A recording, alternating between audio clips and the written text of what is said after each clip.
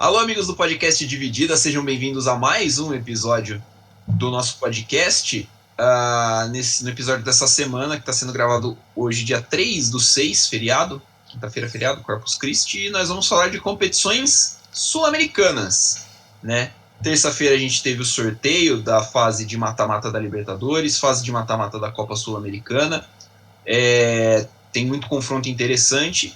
E antes ainda da terça-feira, do sorteio na terça-feira, a gente teve o anúncio via Conmebol de que o nosso país, Brasil, esta República Federativa, vai sediar a Copa América de 2021.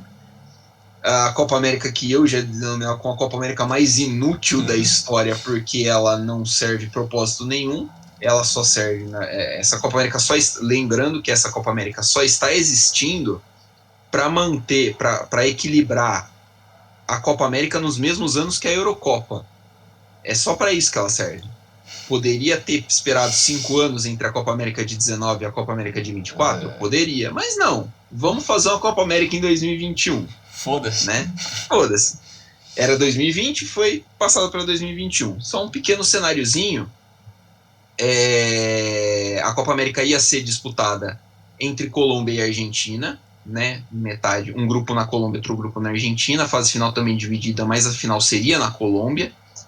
A Colômbia vive momentos de tensão social, com muitos protestos devido a uma reforma da Previdência que não caiu bem com a população foi para as ruas protestar contra isso, e com essa situação, o governo colombiano e a Conmebol chegaram a um acordo que não seria seguro fazer, né, a competição na Colômbia, então a Colômbia se retirou, deixando somente a Argentina como sede, enquanto a Conmebol tentou buscar alguns outros parceiros. O Chile também parecia que estava interessado. A Argentina, por causa da situação da Covid no país, acabou se retirando também da candidatura de ser o país sede, né? Falou que não teria condições de sediar. Depois disso, a Conmebol recebeu ofertas de alguns outros países para sediar, como Paraguai, Equador e Venezuela. Todos esses países não estão com situações confortáveis em relação à pandemia. E no fim das contas, quem abraçou essa causa foi a Confederação Brasileira de Futebol, o governo federal e, enfim, né, juntou os três, né, a CBF, o governo e a Conmebol, e resolveram fazer uma Copa América aqui no Brasil. Comigo aqui, Vinícius de Assis Bringel. E aí, Bringel, o que você acha da Copa América no Brasil? E aí, pessoal, e aí, Milani? Cara, sem palavras, né? A gente já tava até falando durante a semana e hoje também. E eu acho que já ficou claro para todo mundo que ninguém tá interessado em assistir uma Copa América, ainda mais em um torneio que já teve, nos últimos 6 anos, teve 3 vezes, e agora seria para ano passado, né? Aí por conta do Covid adiaram para esse ano. Então, cara, já não faz o menor sentido a Copa América, virou só um torneio sem graça. E ainda mais esse ano, que com todo esse contexto que a gente já tem passado desde o ano passado com o Covid, todos os problemas na América do Sul, não tem simplesmente algum motivo para fazer esse evento acontecer, principalmente no Brasil. A gente sabe o que a gente está vivendo aqui, não faz o menor sentido, não tem uma explicação cabível para o Brasil trazer um evento do tamanho da Copa América, só o dinheiro é o motivo para isso, só o dinheiro e a exposição para mostrar que o Brasil é um país incrível, apesar de todas as coisas ridículas que a gente adora fazer. Mas esse é o Brasil, né? Ensinando o mundo como se viver. Mas, cara, e o pior de tudo, né? A gente já estava falando antes também, é como é o regulamento desse torneio, né? Porque são 2 grupos, 4 equipes de cada grupo passa, só uma fica fora. Então, mata-mata de 8 equipes, então vai direto para as quartas, né? Só uma fica fora de cada grupo. Então, você vai ter 700 jogos entre equipes ruins, sem nenhum menor motivo. É basicamente isso. É basicamente isso. São 2 grupos de 5 e passam 4, ou seja, né, você está premiando exatamente o quê? Não dá para saber, entendeu? Não dá para saber. É um torneio inchado, é um torneio complicado assim, de definir, né? Um torneio que deveria ter mais duas seleções, na verdade, né? Lembrando que a Austrália e Catar estavam nos planos originais para a Copa América em 2020, mas desistiram no ano passado mesmo, devido ao cancelamento. As sedes foram definidas ontem, salvo engano. A fase de grupos vai ser disputada em Brasília, no Mané Garrincha, que vai ser o estádio de abertura, Cuiabá, na Arena Pantanal, Goiânia, Estádio Olímpico, e o estádio Newton Santos, no Rio de Janeiro, popular Engenhão, vai receber jogos também da fase de grupos e alguns do mata-mata. Só a final, que vai ser no Maracanã, também no Rio de Janeiro. Você tinha falado da organização, e me vê agora. A gente sofre tanto para organizar essa baderna que é os campeonatos aqui nacionais, né? A gente já sofre tanto com o protocolo, entre aspas, que existe e todos os problemas que você tem para organizar o estadual e depois um campeonato brasileiro num país que é gigantesco, e aí do nada você resolve trazer uma competição que não precisava, né? Tipo, não precisava, você resolve trazer para dentro do país. Vamos organizar aqui, né? Quase não tem nada acontecendo, então vamos organizar. Mas um campeonato cenário, a mais. É o cenário perfeito para esse caos que a gente vive. Igual você falou, o calendário brasileiro já é um absurdo. Mano, é o sonho dos caras que organizam o futebol brasileiro fuder mais ainda. Trazer mais um torneio que não faz o menor sentido. Só faltava trazer a Olimpíada pra cá também. Aí seria ótimo. Você sabe que já tem protesto lá, já tem gente lá no Japão que tá querendo cancelar o negócio, você não dá ideia, porque vão falar que não, pô, a gente sediou a última, a gente já sabe como é que faz. Né? A gente consegue, tem estrutura. A gente tá preparado pra trazer também. E se não me engano, o Japão é um dos países com menor estágio de vacinação também, né? É bem pouco que já foram vacinados. Sim, tem mas pouca o motivo pro Brasil é mais capaz do que o Japão, porque você vê a Olimpíada. A vacinando mais, vem pra cá. Olimpíadas 2021, aonde? Rio de Janeiro de novo, né, parça? O Brasil é um país iluminado. Vamos falar de coisa boa, vai. Vamos falar de coisa boa, ou coisa menos ruim, não sei. Dos sorteios, né? Sorteios da segunda fase dos campeonatos da Conmebol, esta entidade maravilhosa. Na Libertadores, então, a gente teve a conclusão da fase de grupos na última semana. Dos times brasileiros, só o Santos, que disputou a fase de grupos, não passou para a segunda fase, né? O Grêmio, a gente lembra que caiu na pré-Libertadores. O Santos não passou na fase de grupos. De resto, todos os outros times passaram pelos seus grupos, e eu acho que só o São Paulo também passou como segundo colocado, né? O resto todo dos mundo brasileiros, acho que foi o único que ficou em segundo. Acho que foi. Então, e no confronto, o primeiro confronto que foi sorteado foi Flamengo e Defensa e Justiça, né? O Flamengo passou em primeiro, foram 3 vitórias e 3 empates no grupo G. O Defensa e Justiça jogou no grupo A. Terminou em segundo com 2 vitórias, 3 empates e 1 derrota. Uma das vitórias do Defensa foi no Allianz Parque contra o Palmeiras, né? O Gabigol é o artilheiro do Flamengo e um dos artilheiros da Libertadores com 6 gols. Como curiosidade, serve que o Sebastião Beccacetti, que é o técnico do Defensa, eliminou o Rogério Ceni em 3 oportunidades por competições sul-americanas. Em 2017, quando ele era treinador do Defensa e Justiça, eliminou o São Paulo na Sul-Americana. Em 2020, no começo do ano ainda, eliminou o Fortaleza, treinando o Independiente, também na Sul-Americana.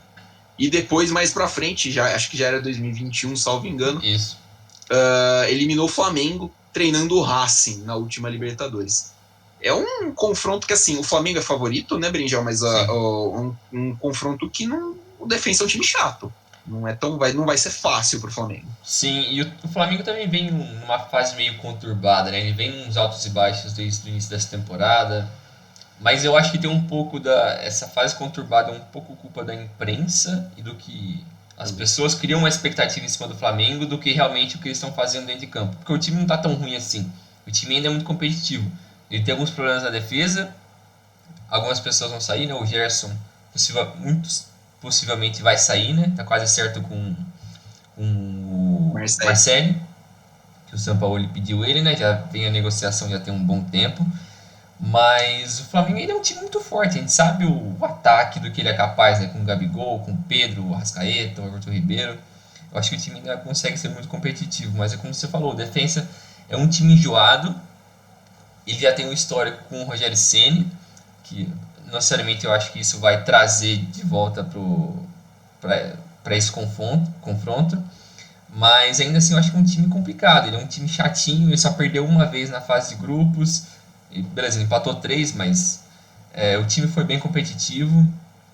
Vamos ver, eu acho que tem tudo para ser um confronto que se o Flamengo moscar demais, cara, nossa, esse é a cara do Flamengo perder pra esse time, mano, é a cara do Flamengo.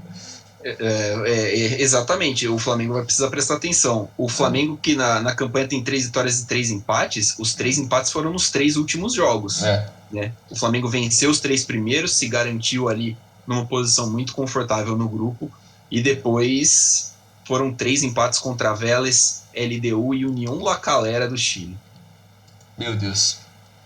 Aí o próximo confronto é o Internacional, que passou em primeiro no grupo B, e o Olímpia no mesmo grupo que passou em segundo. O Inter teve 3 vitórias, um empate e 2 derrotas. O Olímpia teve 3 empates, 3 vitórias, nenhum empate e 3 derrotas e ficou em segundo no grupo, mas ele é o último dos segundos colocados na Libertadores. O artilheiro do Inter que é o Galhardo, né? Mas esse confronto também é o que a gente estava falando antes também, que eu odeio esse negócio de que os caras passam e se enfrentam equipes do mesmo grupo, da mesma forma que vai ser o do São Paulo e o Racing, que eram os times do mesmo grupo e vão se enfrentar agora nas oitavas. Perde um pouco do sentido porque você já está meio que enjoado, entre aspas, de enfrentar o mesmo time. Ou você já tem meio que uma noção do que espera daquele time. Só que o problema desse confronto é que agora o Olímpia só vem se ferrando, né? Porque ele está correndo o risco de dispensar vários jogadores porque não tem mais dinheiro. E ele vai tentar apostar na base. E mesmo o Inter não estando no seu melhor momento, ele perdeu a final do Gauchão pro Grêmio. Mas o Ramires não vem conseguindo também melhorar a equipe porque, cara, também não tem como o cara fazer mágica. Eu acho que a partir do momento que ele assinou aquele pré-contrato com eles no fim do ano passado, né? Que ele já tinha acertado com o Inter, eu acho que ele tava com uma expectativa diferente, porque ali foi quando o Kudê saiu mais ou menos e o Abel tava entrando. Então eu acho que o time não tava tão ruim assim, questão de elenco. Mas você olha o time do Inter hoje, é muito fraco o elenco. É ridículo. Se depender do Edenilson, meu Deus do céu, cara. É lindo. Eu vou discordar um pouquinho, eu acho o elenco do Inter até muito bom, mas ele não é um elenco que. Putz, não é um elenco que encaixa no estilo de jogo do Também. Miguel Ángel Ramírez. É um elenco que iria precisar de muito reforço. Você precisa de uma reformulação que o Inter não fez. Né? E então é um trabalho que começa devagar. A imprensa gaúcha é chata. A imprensa gaúcha fritou o Kudê e o Kudê estava liderando o Campeonato Brasileiro com 600 reforços, com 600 desfalque, né, meu pô? Então o Miguel Ángel Ramírez vai precisar dar uma acelerada aí no trabalho dele, vai precisar ter um desempenho um pouquinho melhor para esse confronto contra o Olímpia, porque, cara, uma eliminação pro Olímpia aqui seria muito ruim pro Olímpia, mas muito. Aí, se cair pro Olímpia, é certeza de demissão. Também O acho. Inter, na primeira fase, o Inter fez 6-1 no Olímpia, no Beira-Rio, venceu por 1-0 magro no Paraguai, mas sem problemas. Esse que foi o grupo bizarro, né, da Libertadores. Esse grupo foi muito aleatório. Todo mundo tirou ponto de todo mundo. O Inter cheio de perdeu goleada. O Inter perdeu dos dois times que tem 2 derrotas, perdeu dos 2 times que não passaram de fase, né? Perdeu do Always Red da Bolívia e do Deportivo Táchira da Venezuela. E, enfim, historicamente, um confronto histórico entre esses 2 times aconteceu em 89. O Inter foi eliminado pelo Olímpia na semifinal daquela Libertadores, nos pênaltis dentro do Beira-Rio. O Olímpia foi vice-campeão aquele ano, perdendo para o Atlético Nacional também nos pênaltis. Aquele confronto. Confronto seguinte, Barcelona de Guayaquil e Vélez Sarsfield. O Barcelona passou em primeiro no grupo C, 4 vitórias, um empate e uma derrota, num grupo que era considerado muito difícil para todos, né? Um grupo que tinha Boca, Santos e The Strongest da Bolívia. O Carlos Garcês, do Barcelona, fez 3 gols, é o artilheiro do time, então é uma campanha muito surpreendente, mas o Barcelona se provou um time muito forte dentro de casa, né? Fora de casa só venceu o Santos, e assim, é um time que dentro de casa vai dar trabalho, fora de casa é acessível. Do outro lado, o Vélez, que passou em segundo no grupo do Flamengo, né? Venceu 3-1, empate e 2 derrotas.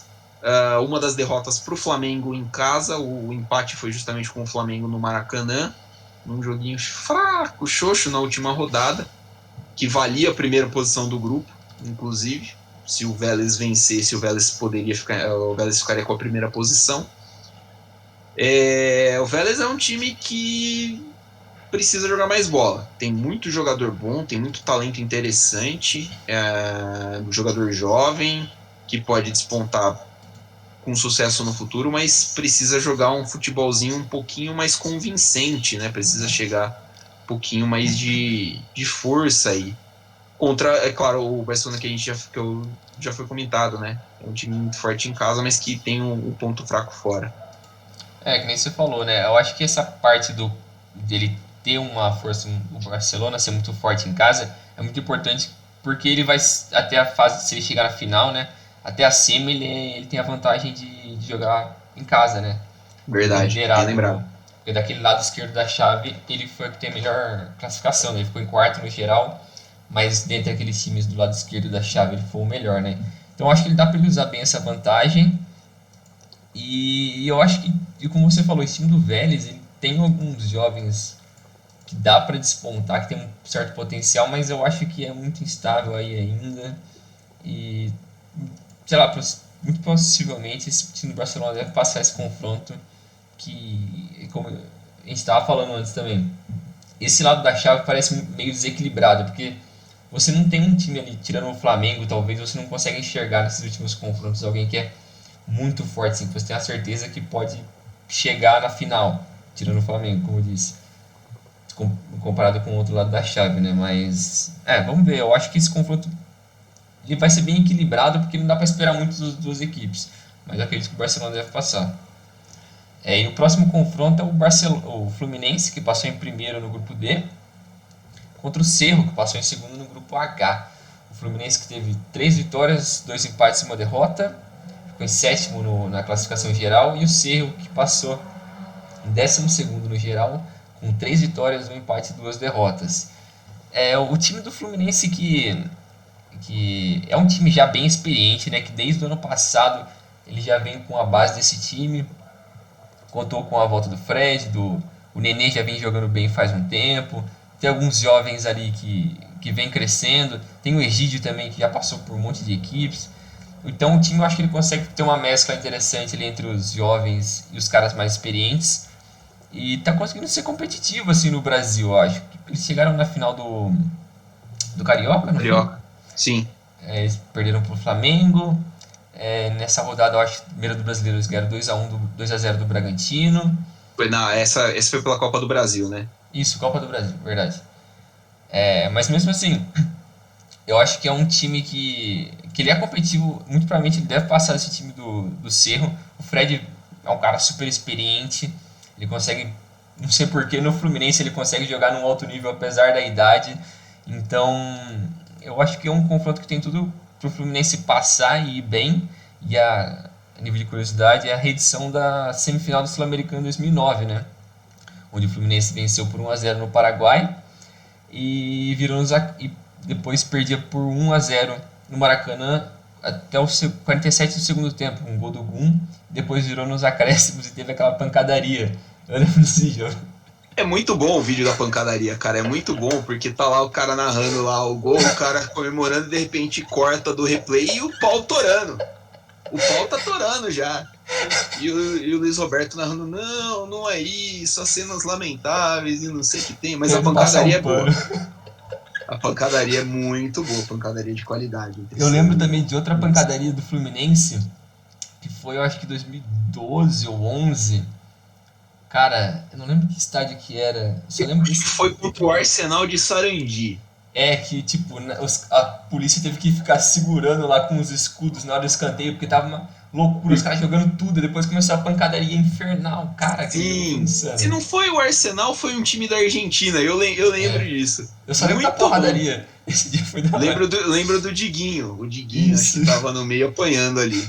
O O Diguinho Diguinho sempre correndo, né? sempre. Ele corria nesse tipo de situação, né? Dentro É. de campo a história é outra. Não, aí por que correr nesse tipo de situação? Sua vida não tá correndo risco, cara. Pra quê, né? Não tem ninguém querendo quebrar a minha cara. Não precisa correr. Mas o destaque pra mim dessa campanha do Fluminense é o Fred, cara. Ele. O cara que parecia, entre aspas, acabado, né? É. Fez uma temporada passada até meio abaixo. Quando chegou no Fluminense, muita gente riu e não sei quem. Nossa, porque o Fluminense está investindo num cara como o Fred. E ele não somente é o artilheiro do time na Libertadores, tá fazendo gol, tá dando assistência. O jogo que ele fez contra o River Plate, o Fluminense ganhou do River Plate no Monumental, jogo que poderia ter eliminado o River Plate não fosse a incompetência do ataque do Júnior Barranquilla. Cara, ele fez uma partida de craque, ele deu 2 assistências assim geniais pros gols do Flu. Então, acho que, que nem você falou, é um confronto muito, muito favorável para o Fluminense. Acho que tem chance de passar. Pega um Barcelona de Guayaquil ou um Vélez, aí já é mais complicado. Mas você já imaginou um Fla-Flu na semifinal da Libertadores? Cara, seria muito louco, velho.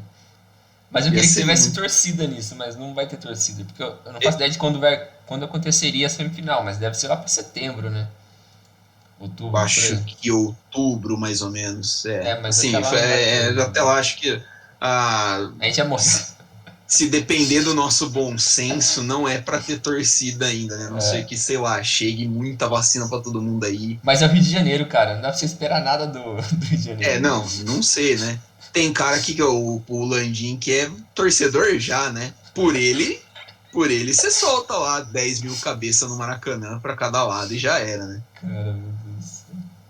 Outro lado da chave agora, né? O confronto do melhor classificado, do time de melhor campanha da primeira fase, o Clube Atlético Mineiro, que vai enfrentar o Boca Juniors, né? O Boca passou em segundo no grupo do Barcelona de Guayaquil, e tinha também o Santos e o The Strongest. O Galo passou um susto no primeiro jogo, empatou com o glorioso Deportivo La Guaira, que, salvo engano, é da Venezuela. Na abertura da Libertadores, né, na estreia do Galo na Libertadores, teve polêmica, né? O Hulk falando que precisava jogar, o Cuca falando que ia jogar se merecesse, não sei o que tem. No fim das contas, o Cuca botou o Hulk para jogar e o Hulk botou a bola para dentro do gol. Ele é o artilheiro do Atlético Mineiro e um dos artilheiros da Libertadores, tem 6 gols, tá fazendo muito gol. O Galo tratorou o resto do grupo, foram 5 vitórias consecutivas. O Galo que fez a melhor campanha, assim como fez em 2017. Né? Em 2017 o Galo também foi o melhor time da Libertadores, não foi campeão aquele ano. O Galo é melhor. Né? Peça por peça, o Galo é muito melhor. Sim. O Boca não tem um cara do nível do Nath Fernandes, não tem um cara do nível do Hulk, né? Se bobear, até o Keno ali seria titular no Boca, o Júnior Alonso. Você viu o nível que tá o Boca. E o time do Boca é um time frágil, é um time fraco e, cara, honestamente, o Miguel Ángel Russo, ele pode chegar o Boca pode chegar no confronto sem ter o Russo como técnico, né? Pode ser que ele seja demitido, pode ser que seja mantido se o diretor achar que não tem nenhum nome melhor. Mas, assim, a questão é que, por incrível que pareça, o Atlético é bastante favorito, né? Sim. Eu acho que, como você disse, o favoritismo está do lado do Atlético por todo o investimento que eles vêm fazendo desde o começo do ano passado. Acho que é isso. Que eles vêm investindo bem pesado, contratando bastante gente. O principal reforço dessa temporada agora foi o Hulk, né? Que veio a peso de ouro. Tanto que no início dessa temporada, com a chegada do Cuca, que foi o cara que eles escolheram para lidar com para gerir esse grupo cheio de ego, de investimento, que eu acho que foi uma escolha certeira dentro da lógica que o Cuca já tem um histórico dentro do Atlético, já tem um respeito, já conquistou lá. Ele é um bom técnico também, não dá para desmerecer tudo que ele fez nos últimos anos, né? E o trabalho que ele fez no Santos, né, de gerenciamento de elenco, né, de proteger o elenco das bombas estourando da diretoria, Que não era pouco, né? que não era pouco. Porque aquele time do Santos, pra gente lembrar também, era um time fraquíssimo, dependeu muito. Basicamente, juntou todos os jovens que tinha ali e falou: galera, se vira aí, vamos tentar dar um jeito nesse negócio. Era eles, o Soteldo e o Marinho, E o basicamente Marinho. se virando. Então, o Cuca tem muito mérito em chegar naquela final da Libertadores, por mais que o time não tinha a qualidade, entre aspas, para chegar lá, mas é um time que se mostrou muito capaz por conta do trabalho que o Cuca fez lá. Então, acho que ele tem méritos para colocar ele de volta no Atlético para ter a responsabilidade de liderar esse time a ganhar alguma coisa. Mas e eu acho que tem tudo para fazer isso. Teve alguns problemas entre o Cuca e o Hulk no começo desse ano, né? Que o Hulk reclamava que não estava jogando, que não estava na posição certa, que é aquele ego de jogador estrelinha, né? Mas pelo visto o Cuca conseguiu resolver isso. Mas esse time do Boca, como você falou, é muito fraco se comparado com os últimos anos. Porque o time depende muito do Villa e do E Tevez. do Tevez. Por mais que o Tevez não tá mais naquele nível do Tevez que a gente conhece, mas ainda assim é bola no Tevez e no Villa e vamos ver o que acontece. Tem o Cardona, tem o Almendra, são os poucos caras que eu lembro assim que tem a mínima qualidade. Mas, putz, o time é fraquíssimo. E como você falou, ele passou no grupo do Santos, né? Que mostra também como aquele time do Santos estava fraco já demais. Então o grupo, nossa senhora, passou menos pior ali, talvez.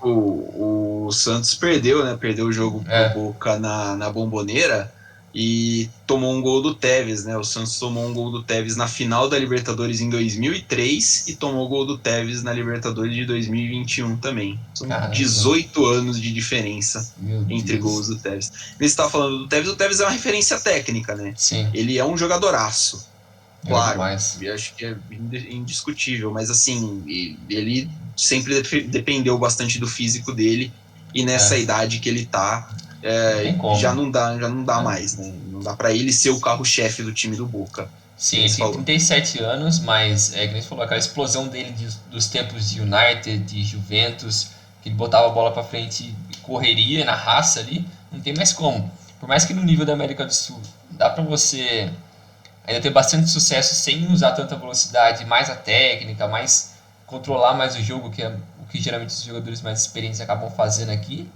que nem um Daniel Alves da vida, que ele perdeu a explosão, mas ele consegue mais ser um cara de poucos toques ali assim.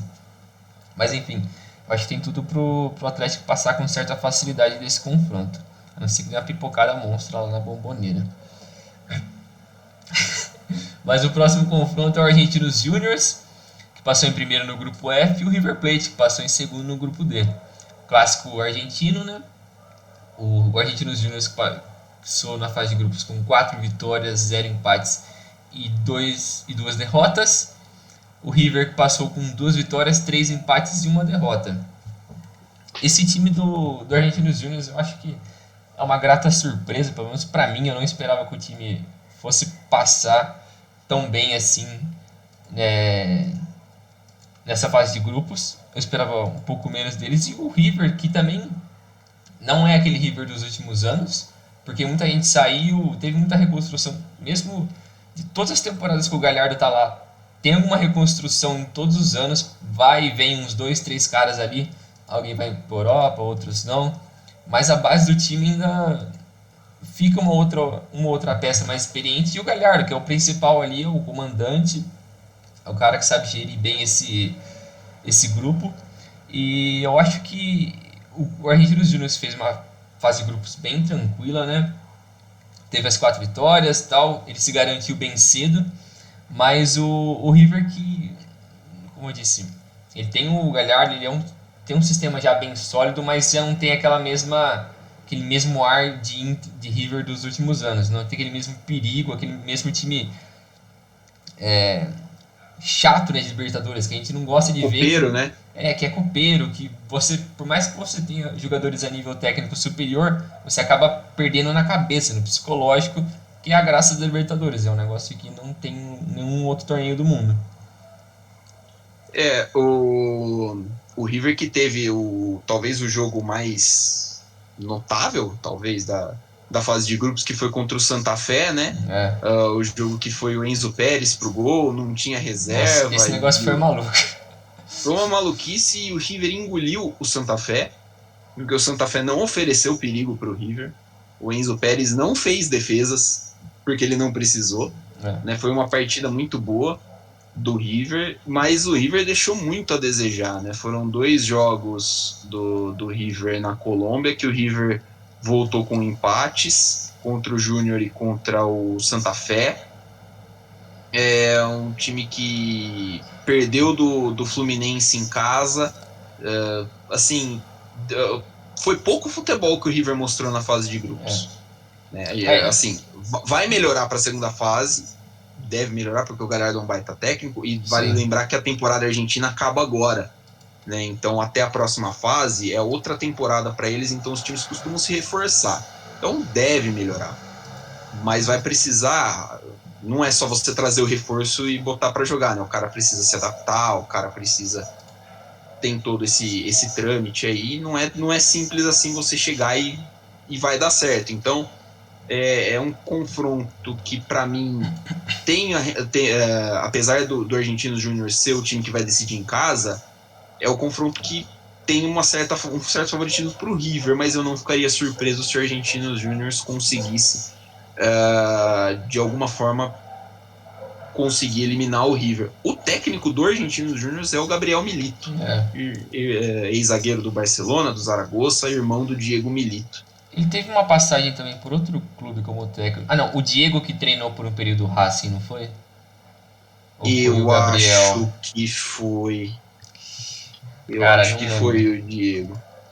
Mas enfim, também concordo com você, assim, e eu tava lembrando agora, você lembrou desse jogo maluco que foi esse contra o Santa Fé, que o River tava quase sem ninguém por conta daquela do colapso do Covid ali no elenco, né, que todo mundo ficou de fora, teve que jogar, o Enzo Pérez estava machucado e teve que ir pro gol. E por isso ele foi pro gol.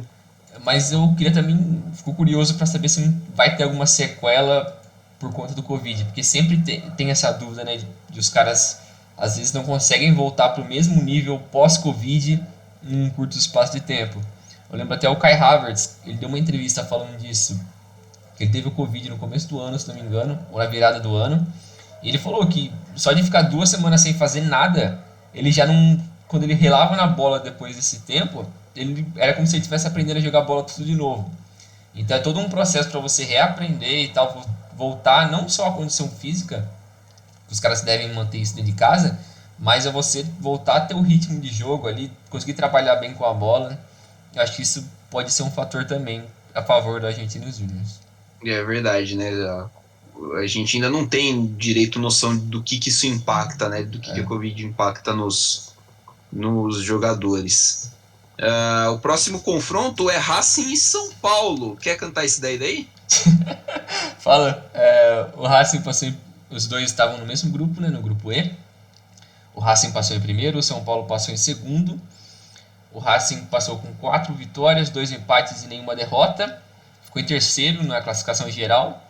E o São Paulo, com 3 vitórias, 2 empates e uma derrota, ficou em nono na classificação geral. Então foi o primeiro dos segundos colocados. O São Paulo, que teve 7 mil jogadores com 1 gol. Eu achei impressionante. Eu achei impressionante que nenhum jogador do São Paulo fez mais de 1 gol na Libertadores, cara. O São Paulo fez bastante gol, fez 9 gols nos jogos, mas nenhum deles fez mais de 1. Cara, mas eu acho que é muita cara desse time do Crespo, porque não tem um centroavante fixo ali, um cara pra você contar que vai matar a bola como boa parte das outras equipes tem. E, sei lá, o time oscila. Eu acho que o estilo do Crespo não favorece isso. Ele também teve muito problema com lesão, rotacionou muito o time. Teve, se não me engano, alguns 2 jogos que ele jogou com o time meio reserva da Libertadores. Inclusive o da derrota, né? O da derrota pro Racing, o time que joga no Morumbi é um reserva. Então, esse time do São Paulo, eu acho que ele vem evoluindo bem. Eu acho que ficou bem nítido isso no Paulista, nessa campanha da Libertadores. Só que a gente sabe como é o calendário no Brasil nesse começo de ano, que tá insano, é jogo a cada 2, 3 dias, até o próximo confronto, que é o do Palmeiras. Acho também relevante esse assunto, porque o Abel reclamou bastante disso, e eu acho que o Palmeiras sofreu um pouco mais com isso comparado com o São Paulo. acho que o São Paulo conseguiu aprender, não aprender, mas lidar melhor com essa situação, gerir mais o seu elenco, porque o Crespo estava botando basicamente um segundo time ali. Ele não estava mesclando, era 100% um segundo time. Ele não jogava ninguém daqueles caras e depois colocava lá. Só que por sorte, o São Paulo tem muito jogador da base, então dá para você aproveitar muito cara ali que tem nível profissional. Então dá para você jogar ali um time 100% novo e tranquilo. Dá para ser competitivo. Mas eu acho que o time do Racing também é um time perigoso. É um time que é chatinho, como todos os times argentinos. É um time complicado, não dá para você dar muita brecha para eles. E como ele já venceu o São Paulo nessa fase de grupos, por mais que não era o time 100% do São Paulo, time titular, eu acho que mostrou que eles têm qualidade para ganhar. Então, não sei, eu acho que vai ser um confronto bem equilibrado. Eu não vou dizer que o São Paulo é favorito, mas eu acho que tá uns 50%, 50% ali, eu acho que dá. Acho que é bem parelho esse confronto. Eu concordo com você, Brinjel. Os dois confrontos na fase de grupo foram bem parelhos, assim, né? Os dois times não tiveram, assim, nenhum teve uma vantagem muito clara em cima do outro. Então acho que é um confronto muito em aberto, né? O Racing é um time perigoso, o São Paulo também é. O trabalho do Crespo é bom, né? O trabalho do Crespo é muito bom no nesse começo de trabalho no São Paulo. Então a ver um confronto, talvez o confronto mais parelho da fase de grupos, acho. Talvez. Eu acho que sim, talvez sim. Da fase de grupos não, né? Das oitavas de final, no caso. Talvez com Barcelona e Vélez mais parecido também. Também seja bastante parecido. E são dois times que a gente estava falando no outro confronto de times do mesmo grupo entre Olímpia e Inter, que são dois times que já se conhecem, né? Já tem lá os dois jogos. Então você já tem uma base do que esperar do outro time. Só a título de curiosidade, o São Paulo fez uma campanha melhor que dois campeões de grupo, né? O São Paulo fez uma campanha melhor sendo segundo do que Fluminense e Internacional fizeram sendo campeões dos seus grupos. O último confronto dessa fase de oitavas de final é o Palmeiras e a Universidade Católica. Palmeiras, que foi o líder do grupo A, venceu 5 jogos, perdeu um, perdeu só para o Defensa em casa, e de resto venceu todo mundo. A Universidade Católica passou pelo grupo F, que é o grupo do Argentinos Júniors, 3 vitórias e 3 derrotas, é a segunda pior campanha entre os segundos colocados. O Palmeiras fez a segunda melhor campanha no geral, né? Curiosamente, é a primeira vez desde 2017 que o Palmeiras não faz a melhor campanha da primeira fase. Né? 18, 19, 20, o Palmeiras foi o melhor time da primeira fase, dessa vez não foi. Mas, assim, é um confronto que deu. Achei que o Palmeiras se saiu bem É difícil falar que é sorte, né? O Palmeiras deu sorte, mas é um confronto muito acessível para o Palmeiras. A Universidade Católica não me empolgou, vi uns 2 jogos da fase de grupos, não me empolgou, não é um time que assim, esteja, por exemplo, no nível do Argentinos Júniors. O Argentinos Júniors teria um adversário bem mais complicado. Mas a Universidade Católica, que bateu o Argentinos Júniors para garantir a classificação na última rodada, é um confronto muito acessível para o Palmeiras. É um confronto que o Palmeiras, para mim, leva uma certa vantagem, principalmente porque o Palmeiras tem um retrospecto muito bom jogando fora de casa na Libertadores. O Palmeiras não perde desde a fase de grupos de 2019 fora de casa. Então, acho que tem uma certa vantagem. Precisa ver, o Palmeiras vem desempenhando um futebol meio irregular nos últimos jogos. O time tem oscilado bastante. Sobraram muitas críticas, algumas justas, algumas bem injustas para mim, pro Abel.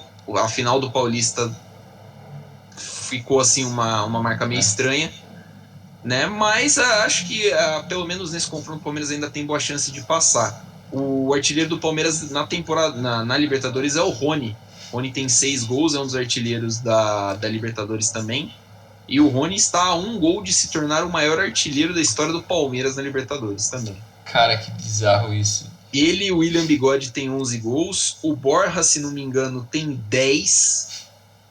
o maior artilheiro do Palmeiras na história da Libertadores é o Alex Cabeção, tem 12. Então acho que assim, é um confronto que é acessível pro Palmeiras, sim. Sim. Não vejo a Universidade Católica dando muito trabalho, assim, a não ser que o Abel resolva escalar, sei lá, o Felipe Melo no gol. Como você falou, eu também acho que já tem uma boa chance do Palmeiras passar esse confronto.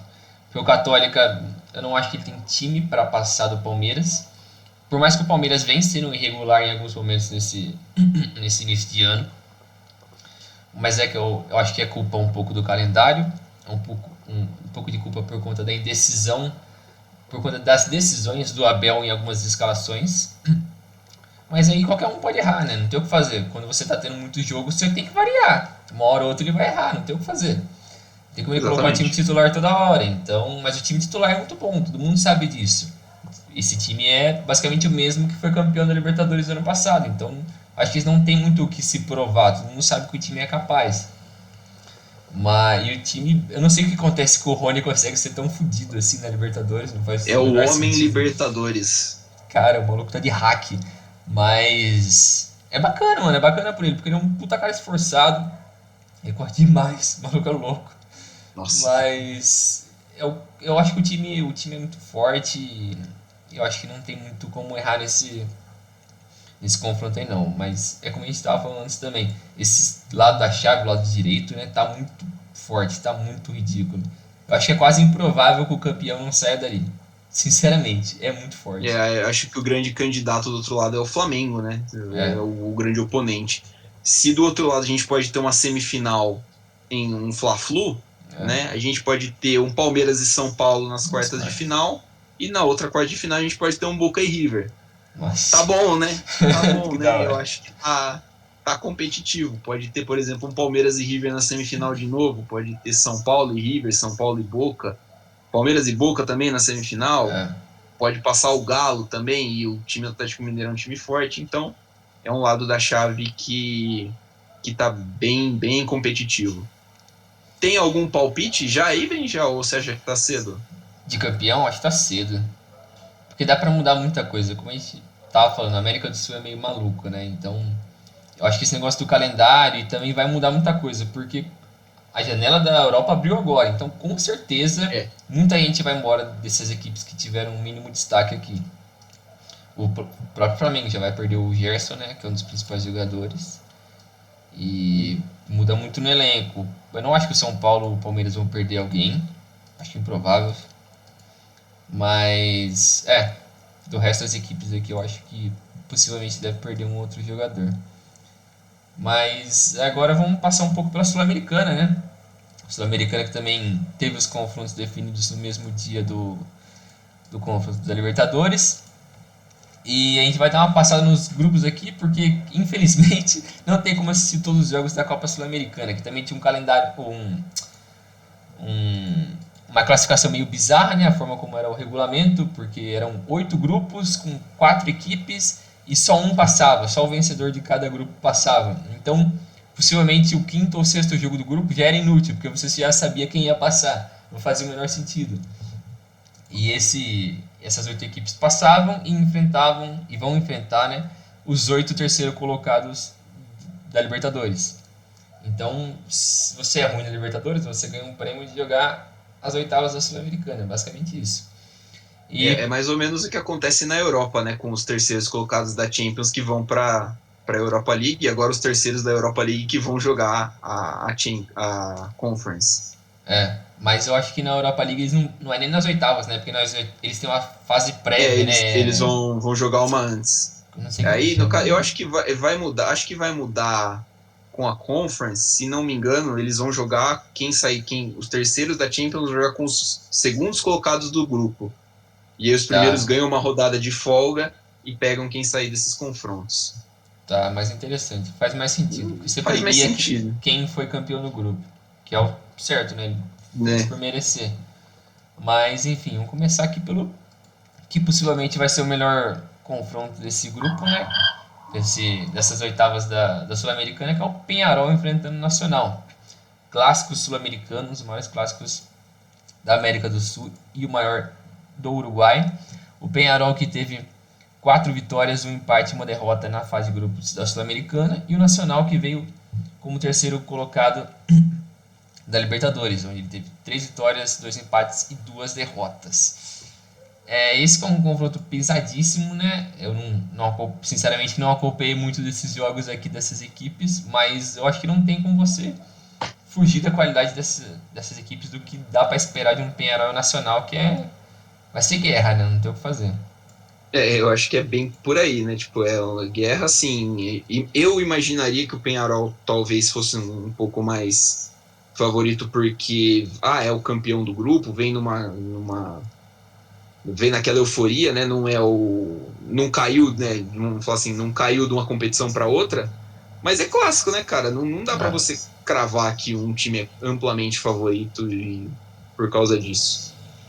O Peñarol fez uma campanha muito boa na Sul-Americana. Para quem tá mais atento, é o time que bateu no Corinthians 2 vezes. Fez 4-0 lá e 2-0 aqui. Mas perdeu um dos principais jogadores, o Davi Terans, que tem uma passagem pelo Atlético Mineiro. Ele foi contratado pelo Atlético Paranaense.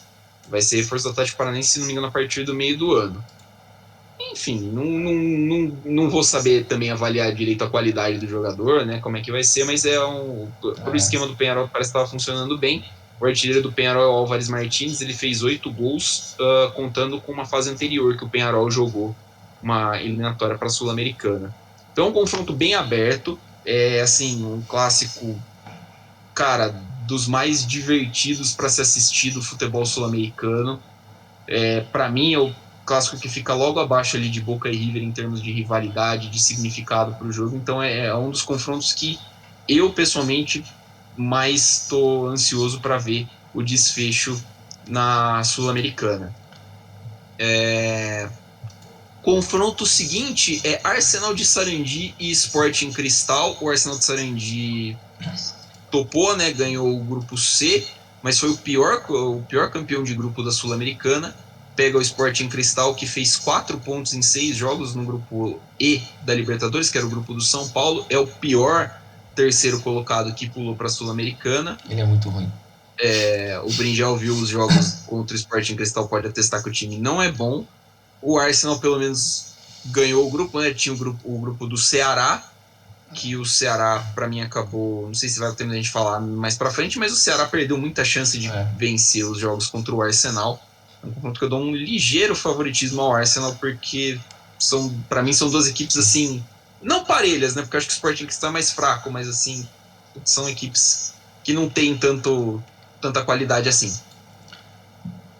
O Sporting Cristal, cara, eles perderam 3-0 pro time reserva de São Paulo. Você vai falar o quê? 3-0, cara. Não tem muito o que esperar. O Hernani estava titular, velho. O Hernani não consegue nem correr mais. Fora o baile, né? 3-0, fora o baile, né? Então, eu acho difícil esse time do Sporting Cristal conseguir fazer alguma coisa. Eu não acompanhei muito do Arsenal de Sarandi, mas eu acho que não tem como ser pior que isso. E ainda mais porque eles venceram um grupo que tinha o Ceará, que é um time bom. Desde o ano passado no Brasil eles vêm fazendo um futebol bem competitivo. Então, lógico que não tem super estrelas, mas é um time muito bom. Então, foi até uma surpresa para mim que eles não ganharam esse grupo, mas se o Arsenal ganhou, ele se mostrou ser mais competitivo do que as outras equipes. Então, grande favoritismo para eles, para mim.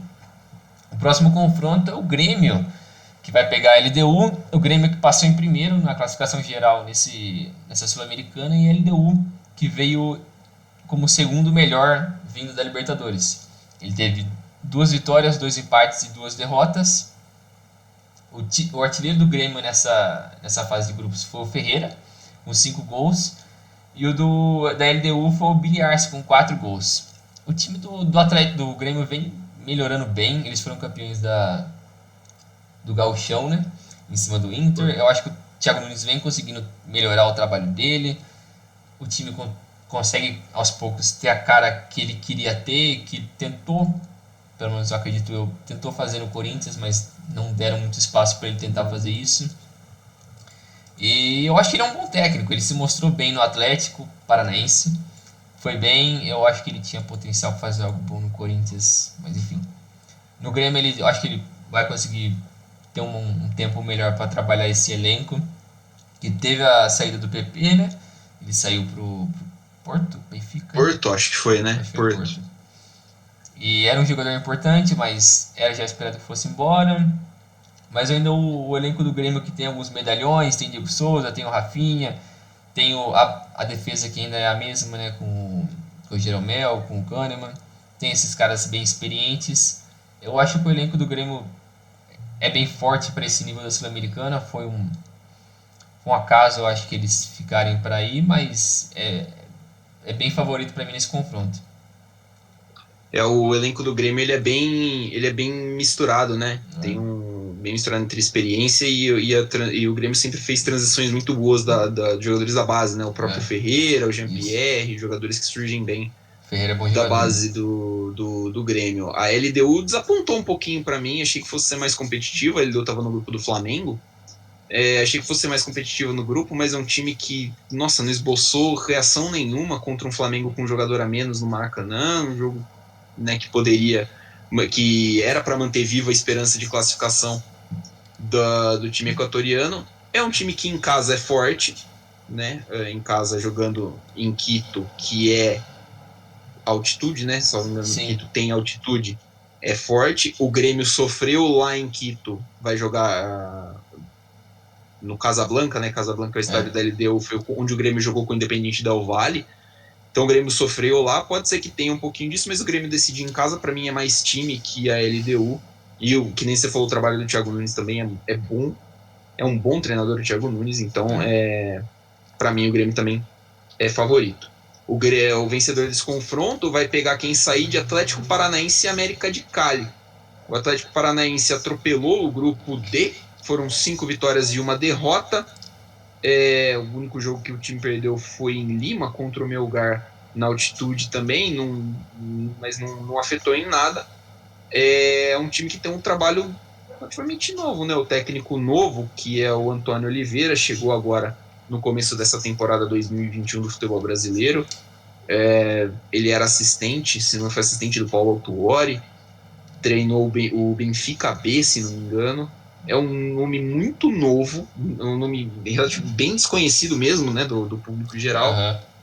E o Atlético pode ser uma grata surpresa aí. Acho, não na fase de mata-mata, né? Acho que era bem esperado que o Atlético fosse passar, mas uma grata surpresa para as fases adiantes. Enfrenta o América de Cali, de que se esperava até alguma coisa, né? O América de Cali estava no grupo do Atlético Mineiro, mas é um time que é muito fraco, na verdade, para o cenário internacional. Os times colombianos foram muito mal nas competições sul-americanas esse ano. É um time fraco. O artilheiro do América de Cali na Libertadores é o Adrian Ramos. Lembra dele? Nossa, do Borussia Dortmund? Sim. Aquele? Esse Adrian Ramos é aquele Adrian Caraca, Ramos. o que ele tá fazendo aqui, mano? Então, 36 anos, acho que ele tem 35, é um jogador já no final de carreira. Então, assim, não vejo muitos obstáculos no caminho do Atlético Paranaense para passar de fase e fazer a reedição da semifinal da Copa do Brasil, né? Que o Atlético foi campeão. O Atlético Paranaense eliminou o Grêmio naquela semifinal. Isso. Aí o próximo confronto é o Red Bull Bragantino contra o Independente Del Valle.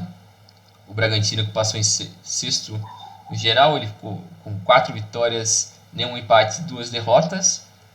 E o Del Valle, que teve 1 vitória, 2 empates e 3 derrotas, veio como o sexto melhor vindo da Libertadores.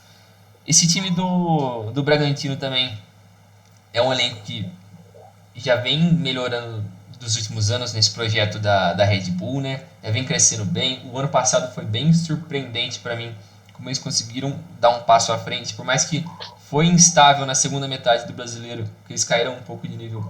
Mas o time ainda era muito bom. O Claudinho foi a revelação do campeonato. Se não me engano, ele ganhou como melhor jogador do campeonato também. Sim, sim. E é um jogador muito bom. Ele possivelmente vai sair do Bragantino agora, que ele tem uma proposta do Zenit, né? Não sei o que ele vai fazer lá, mas beleza, então com uma proposta de lá. Mas o time também é muito jovem, é um time que eu acho que tem potencial para chegar mais longe nessa competição. Se perder o Claudinho, é uma perda considerável. Como chama o outro cara que... Sempre fugiu o nome, o que era do Palmeiras, que deu um... O Arthur, Isso, o Arthur também é muito bom jogador. bom jogador. Ele deu um pau no São Paulo ano O passado. próprio Elinho, né? O Elinho que veio de São Paulo é um cara Sim, que eu gosto bastante também. Joga do outro lado, né? O Arthur de um é. lado, o Elinho costuma jogar do outro, é um bom jogador também. Acho que o Elinho veio agora nesse ano, né? Isso. O Isso. Elinho chegou agora nesse ano. Mas o Arthur eu lembro bem dele, porque ele não teve muita oportunidade no Palmeiras e porque ele destruiu o São Paulo no ano passado. Então eu lembro dele. Jogou muito bem nos confrontos com o São Paulo. É bom jogador, é veloz, é bem habilidoso. Mas e o Del Valle é aquela equipe que era do Miguel Ramírez, né? Que é o técnico do Inter agora. Então já tem aquela estrutura que o Ramírez deixou lá. Não jogou muito bem nessa Libertadores, o time acabou caindo para a Sul-Americana. Então, vamos ver, eu acho que o Bragantino tem potencial para passar desse confronto e ir um pouco mais longe. É um confronto que eu gosto também, um confronto bastante interessante, né? O Del Valle talvez hoje seja um time mais de Sul-Americana, não É, conseguiu competir, bater de frente com o Defensa, nem acabou perdendo do Universitário também, um do Peru, na fase de grupos, tomou uma saraivada do Palmeiras fora de casa. Mas assim, é um time que não arrega, né? O time é, do Del Valle não arrega. Tava perdendo de 5-0 do Palmeiras e tava saindo bonitinho, buscando o passe no pé, a construção da jogada sempre da mesma forma, não afoba, né? Um time que não afoba, então é é. um time muito seguro de si. É um confronto interessante. O Bragantino, para quem está estreando em competição internacional, fez uma campanha muito digna, né? Conseguiu buscar a vaga no último jogo, contou com uma derrota do Tajeres, perdão, uma derrota do Emelec para o Tajeres e conseguiu passar de fase. Então acho que já é um cenário muito positivo para o Bragantino. É um confronto que realmente promete bastante. Confronto seguinte, aqui a gente já virou, né, a tabela. Já virou a tabela. O Bragabu e Del Valle, o confronto das bebidas, é o primeiro do lado direito da chave. Rosário Central e Deportivo Tátira. O Rosário Central topou um grupo que não tinha muito assim, muita coisa, né? Um grupo ok, se não me engano era o grupo do São Lourenço, que fez muito pouco também na competição, o São Lourenço que caiu para o Santos na pré-Libertadores. É um time que no Campeonato Argentino não vem tendo boas campanhas há alguns anos, é um time bem limitado. O artilheiro do time é o Emiliano Vecchio, torcedor do Santos vai lembrar desse nome. Com carinho? Talvez não. E do outro lado, o Tátira, que é um time que é uma montanha russa, cara. O Tátira meteu 7 no Always Red, ganhou os 3 jogos da Libertadores em casa e perdeu a classificação pro Olímpia no último jogo, tomando 6. Precisava só não tomar 4 gols de diferença do Olímpia para passar de fase da Libertadores. Tomou 6-2 do Olímpia no Paraguai, não conseguiu segurar o Olímpia e aí, né, acabou caindo para a Sul-Americana. Então é um time assim, meio incógnita. Eu coloquei aqui com um confronto meio aberto, mas daria uma certa vantagem para o Tátira. Não me surpreenderia se o Tátira passasse do Rosário Central. Vamos seguindo aí. O próximo confronto é o Libertad, que passou em primeiro no grupo F, e o Júnior Barranquilla, que veio como o quarto melhor vindo da Libertadores. O Libertad teve 4 vitórias, um empate e uma derrota, passou em quinto no geral. E o principal artilheiro da equipe é o Antônio Barreiro com 2 gols. E o grande artilheiro do Júnior Barranquilla é o Miguel Borja, o maior jogador da história do Palmeiras. É o Boni que habla, fi. Ele só faz gol na Libertadores, esse porra aí. Cara, esse maluco, velho. O pior da história desse nego é que os caras querem trazer ele de volta pro Palmeiras e os caras até cogitaram ele pro São Paulo. É um absurdo, mas enfim. Nossa, mano, para, que isso. Não dá não. Mas enfim, tirando a piada com o Borja, eu acho que é um confronto muito equilibrado. O Júnior não é uma equipe das mais competitivas da América do Sul e o Libertad é uma equipe que a gente sempre vê na Libertadores, né? Uma equipe que está sempre ali competindo na fase de grupos, nos mata-matas está sempre ali frequentemente. Então eu acho que tipo, duas equipes de uma certa. O Libertad com um pouco mais de tradição, o Júnior Barranquilla que é um time que vem sendo competitivo nos anos pra cá. Eu acho que é um confronto bem parelho. Não vejo muito favoritismo para nenhum dos dois lados. Eu acho que, a não ser que o Borja faça um milagre ali, como ele gosta de fazer nas competições sul-americanas, eu acho difícil acontecer uma coisa muito fora do esperado aí. Tem que ver se o Borja vai continuar, né? Se ele for voltar no meio do ano pro Palmeiras, aí ele vai brocar em cima da Universidade de Chile. O último confronto aqui dessa fase oitavas de final é um confronto pesado e é pesado pra caramba. Né? Se o primeiro confronto que a gente falou, que era Peñarol e Nacional, tinha 8 Libertadores, aqui são 10. 10, o Independiente tem 7. Independiente de Avejaneda e Santos, o confronto que já foi palco de oitavas de final da Libertadores de 18, né? O Independiente passou porque o Santos perdeu por WO o primeiro jogo, polêmicas na escalação do Carlos Sanches, o River Plate não foi punido por ter feito a mesma coisa. Mas é um jogo gigante, cara. É um jogo gigantesco para o cenário internacional. O Independiente passou sem muito susto pelo grupo B. Foram 4 vitórias e 2 empates. Passou pelo grupo que tinha o Bahia. E, inclusive, quando o Independiente veio jogar aqui na Bahia, o time teve um desencontro assim, do protocolo de Covid da Comebol com o protocolo de Covid de Salvador. E o time não pôde sair do aeroporto. O time passou a noite no aeroporto. Foi no dia do jogo, saiu no dia do jogo, conseguiu um 2-2 muito bom lá em Pituaçu. E então, assim, Independiente não teve problemas para passar pelo grupo. É um time que caiu agora na semifinal da Copa da Liga Argentina. O técnico é o Julio César Falcione, que já tinha algumas passagens anteriores, é muito querido pela torcida do Independiente e vem fazendo um trabalho legal. Então é um time que para mim é franco favorito nesse confronto. Tem um certo favoritismo. O Santos que a gente estava falando, né? O Santos é o atual vice-campeão da Libertadores, mas o time não é mais aquele, né? O Santos perdeu o principal zagueiro para o Benfica, perdeu um dos principais meio-campistas para o Japão, perdeu o Soteldo para o futebol, para MLS, para o Toronto FC. E o resto, cara, é jogador aquele. Só o Marinho. O Marinho é muito bom jogador e tal, mas assim, é um trabalho que o Fernando Diniz vai sofrer um pouquinho pra botar esse time no trilho, né? O tanto que ele vai chamar os caras de perninha. Vai chamar o Marinho de perninha, o Marinho vai bater nele, isso sim. Cara, mas eu acho que esse confronto pesadíssimo, como você falou. Independente e Santos são equipes de nível Libertadores. Por mais que o Independente ele não é nem sombra do que ele era alguns anos atrás, tanto que ele fez de cagada já, o time não consegue mais ser aquele gigante argentino.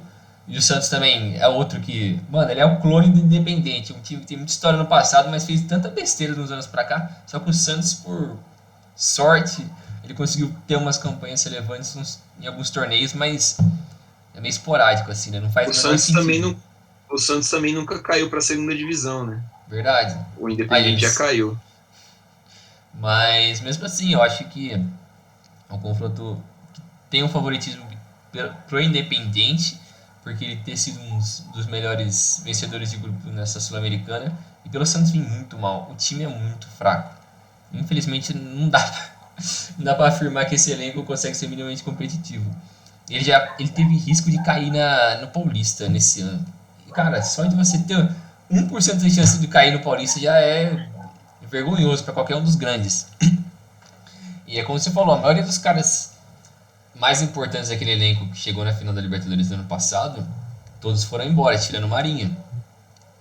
O time enfraqueceu demais. Ele sempre foi dependente meio daquele momento, né, de crescer nos momentos importantes ali, ser muito forte, correr demais, ser muito batalhador, mas eu acho que tem um limite para isso também.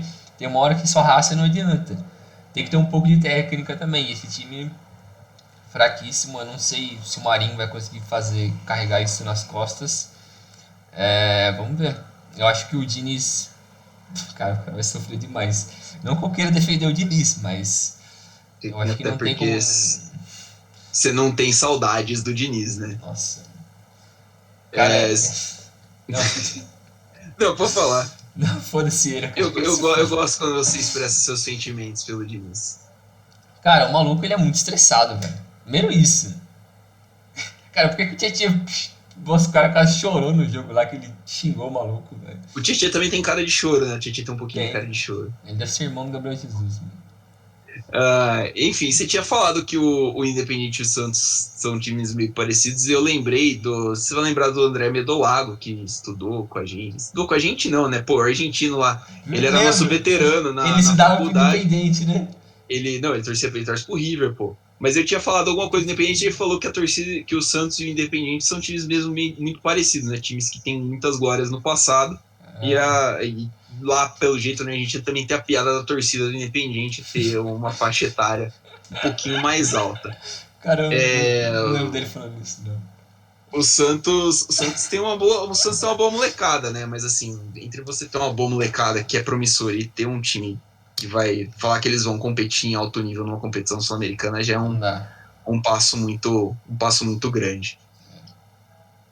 Para terminar aqui a Sul-Americana, a gente tem 4 times brasileiros que não passaram da fase de grupos, né? O Bahia no grupo B decepcionou um pouquinho, ganhou do Guabirá da Bolívia 2 vezes, mas aí não conseguiu competir contra o Independiente, né? Teve o caso lá do que a gente acabou de citar, né?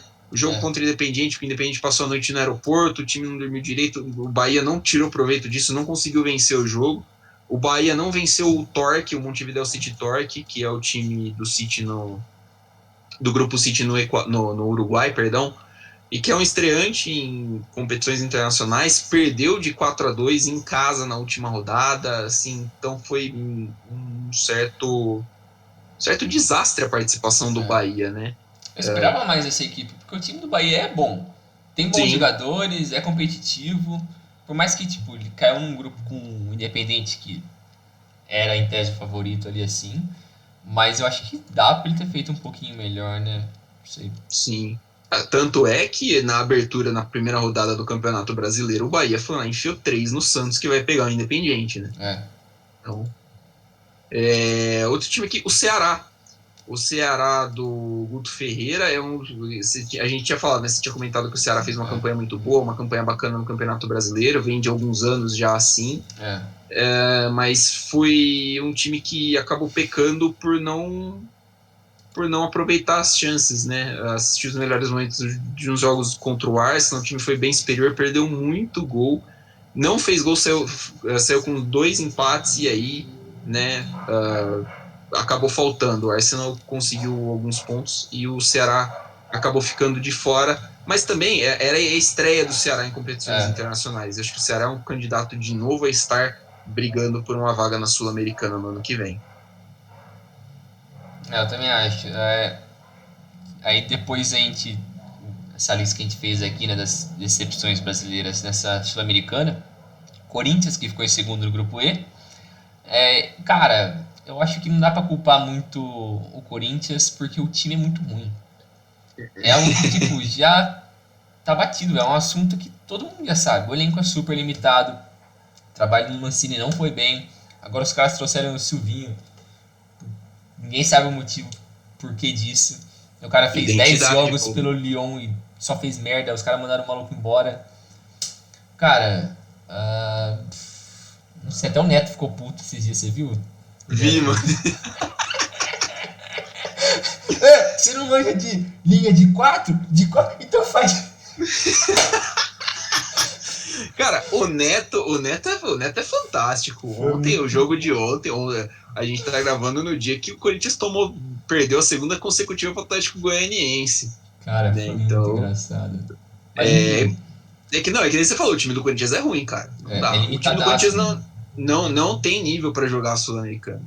Dito isso, o time do Corinthians, por pior que seja um time que o Corinthians tem hoje no elenco, não pode não ganhar do River Plate do Paraguai, né, porra?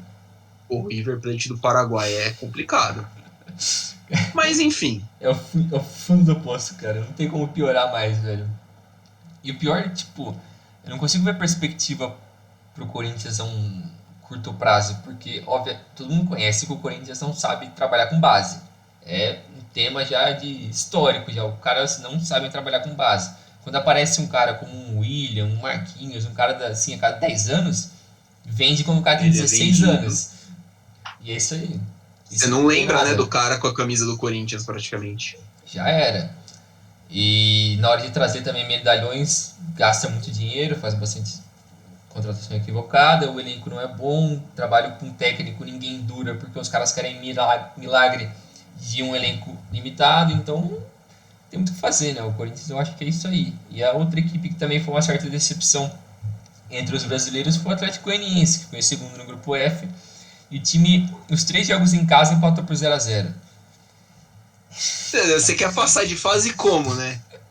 Pelo No menos random. em casa, você tem que ganhar um jogo, né, meu? Putz. Mas não, os caras não fizeram gol em casa. Aí também não tem Cristo que ajude, né? É. O Atlético Goianiense é um time que a gente tá falando ganhou do Corinthians os últimos 2 jogos, né? O brasileiro no fim de semana, Copa do Brasil ontem. É um time que parece que tem um trabalhozinho legal. Vai ser um time pelo 2-0 no Corinthians em Itaquera, deve passar de fase na Copa do Brasil. Deve ser um time que vai ficar tranquilo na primeira divisão, deve brigar também junto com o Ceará, ele deve estar mais ou menos no mesmo patamar que o Ceará para brigar por competição internacional, e a ver se classificar no ano que vem, se pelo menos eles fazem um gol dentro de casa, né? Porque, não, cara, não dá. Imagina se não faz. Eu fico muito inconformado isso, cara, porque É um bagulho você básico, tá em casa, cara, você tá em casa, você tem que... Enfim. Cara, são 270 minutos dentro de um campo que você joga todo dia. E você não consegue acertar uma Não porra de consegue uma bola. fazer um gol, cara. Mano, Sei lá, né? Mas Enfim, é isso acho aí. que é isso aí, né? Sul-americano, o futebol sul-americano a gente já passou as principais notícias, as piores notícias, né? Começando ali pela Copa América. As piores competições até as melhores competições. Então, eu acho que é isso aí. Vamos esperar próximos capítulos da Copa América, que vai acontecer. A Copa Libertadores e a Sul-Americana vão ter os confrontos no próximo mês. E vamos ver. Eu acho que vai ser interessante. E é isso aí, galera. Isso aí. Mais alguma coisa, Milani? Acho que é isso aí. Só lembrando que, muito provavelmente, o time de você, o seu time ouvinte, vai ter desfalques para o jogo da volta da Libertadores e Sul-Americana por causa das Olimpíadas. É verdade, porque o Brasil estreia nas Olimpíadas contra a Alemanha do Japão, lá no Japão, né? 2 dias depois dos jogos da volta. Então, muito provavelmente, o seu time vai ser desfalcado. Graças a quem? Graças à CBF. Qual torneio você acha que menos deveria acontecer? A Copa América ou a Olimpíada? Não, a Copa América. Essa daí é a Copa América com certa folga. Mas, e isso Cara, é assunto pra gente tratar num podcast oportunamente posterior, eu sou totalmente contra o futebol nas Olimpíadas. Nossa, mas eu sou totalmente contra o futebol masculino. O futebol feminino eu ainda entendo que faça sentido. Mas o masculino, eu sou totalmente contra. A não ser que eles façam uma regra para ser sub-19 ou 18. Aí eu concordo. E não roubar jogador tipo... Aí, por exemplo, o futebol brasileiro teria que parar. Não rolar. Não ficar roubando os caras que jogam um titular no seu time. Senão é escroto. Né? Não, Mas... eu já não... Eu, por exemplo, se eu fosse o Flamengo, eu me negaria a soltar o Gerson pra seleção olímpica. Eu também. Ridículo, cara. É ridículo, pô. O Gerson é um dos melhores meio-campistas do Brasil, parça. Pra soltar pra principal, beleza. Pra olímpica... Você viu que os caras colocaram o Gignac, né, da França? Nossa. Faz o menor sentido. O que o Gignac vai fazer ali? Eu não sei, né, cara? É que o Gignac, ele tá naquelas, né? O cara mora no México, o cara tá nem aí, né? 200% nem aí, né? Ai, meu Deus. Ai, caramba. Mas acho que é isso aí, né, Brinjal? É isso Passamos aí. por tudo. É isso aí, pessoal. Segue a gente nas redes sociais lá. Podcast Dividida no Instagram. No Facebook. Dividida Podcast. Dividida Podcast. Cara, nem sei o nome. Dividida Podcast no Instagram, no Facebook, no Twitter. No YouTube também, você procura lá e tem nossas carinhas falando. Nosso rostinho. E é isso aí, galera. Bom final de semana. Até o próximo programa. Valeu! Valeu!